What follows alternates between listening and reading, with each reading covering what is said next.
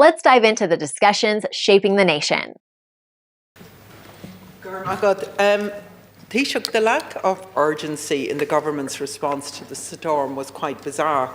Now, the storm was on the 21st of January, and you're saying you met on the 22nd, but warnings of that, well, maybe you can correct that, warnings of the ferocity of the storm were sent out days in advance, yet there was no effective coordinated plan in the aftermath. There was, I tell you, Taoiseach, I think what the problem was, in whatever coordination there was at a national level, it didn't seep down through. And what we need to make absolutely certain is, we will be discussing this obviously in fuller detail in our private members' time tonight, but that we have a plan going forward, and that it's a proper coordinated plan as to who does what and when they do it and what the outcome of that is. People are still absolutely perplexed that the army wasn't brought in, particularly to clear the trees and to clear the way of the workers from the ESB. So we need to do much, much better the next time. Thank you, Deputy. Because there will be a next time. One interesting positive outcome of the storm, if one could even say that, is the degree to which communities rallied. And there's a very strong community resilience in Ireland. We now need to institutionalise that a bit more. And by that, I mean we need to resource communities.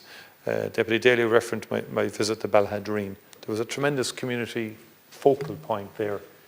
And they had a tremendous coordination, and they used all the various schemes from the rural social scheme to the solidarity payment, the grant scheme, and they used that through the purchase of vans out of one scheme, the rural social workers, to get food to people living in remote areas.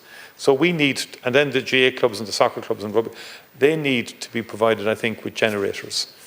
We need to do that in a programmed way. We can't do it to everybody, but if there's an identifiable focal point in any given community, some of them didn't have generators, and by the grace of God, they got back power quickly so they could then make the facility available to the public. So I think we need to just develop a support scheme, probably through Community Rural Affairs, that would enable us to strategically place essential sort of provisions for those communities, which would enable there to be a focal hub that people could come to for showering, for charging their phones, for contact and so on like that. So that's something I'm very keen to see developed.